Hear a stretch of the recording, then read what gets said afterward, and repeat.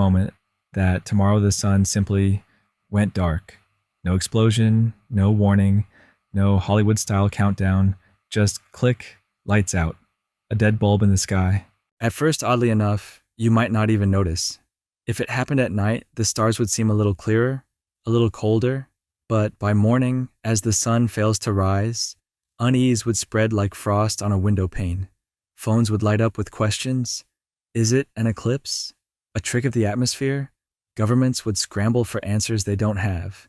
And then slowly, the world would understand.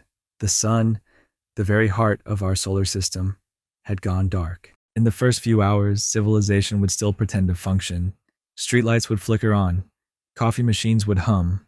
But by the end of the first day, panic would settle in like a deep fog, because without the sun, we lose more than light. We lose life. The surface of Earth wouldn't freeze instantly. Thanks to our atmosphere and oceans acting like a giant thermal blanket, temperatures would drop slowly. At first, within 24 hours, global temperatures would sink below freezing. Within a week, we'd hit minus 17 degrees Celsius, 1 degree Fahrenheit. After a year, a chilling minus 73 degrees Celsius, minus 100 degrees Fahrenheit.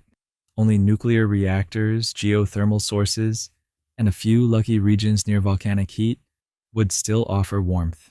Plants would be the first to die, and fast. No sunlight means no photosynthesis. Within days, crops would wither, forests would begin to decay, and the oxygen production we take for granted would plummet. Animals would starve or freeze. Ecosystems would unravel like an old sweater. The food chain, that delicate, intricate web, would snap in dozens of places. Humanity, however, is stubborn.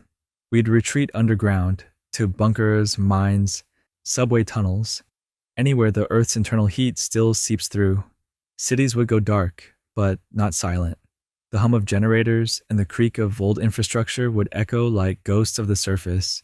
Nations would collapse into fragments. No global cooperation, no sunlight-powered satellites, just desperate enclaves of survivors, hoarding warmth and calories.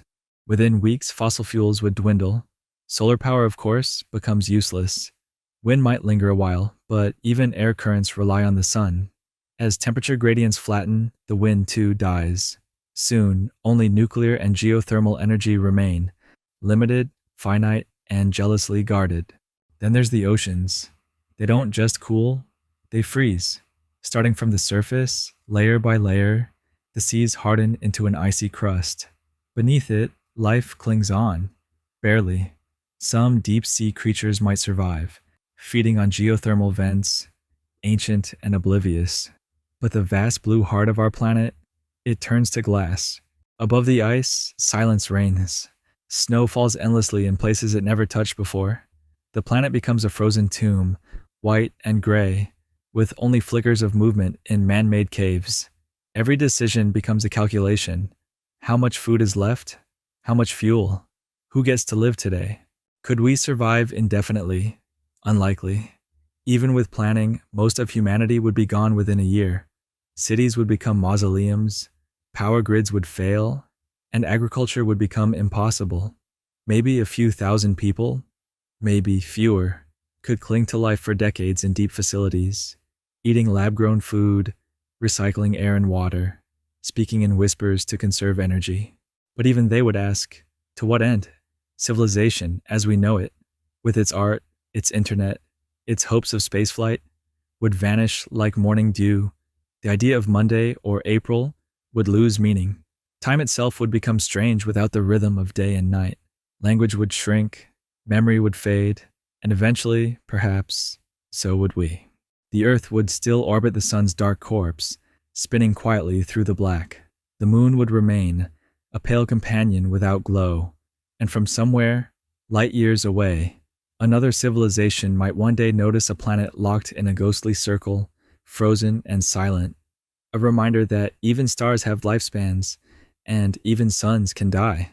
And yet, in that chilling thought, there's something strangely beautiful, that we're here now, that the sun is shining, that the plants still turn toward it, that the oceans still breathe, and that we somehow got lucky enough to live on a rock perfectly placed in the light. So the next time you step outside and feel the warmth on your face, remember this: it could end, but today it hasn't, and that's enough.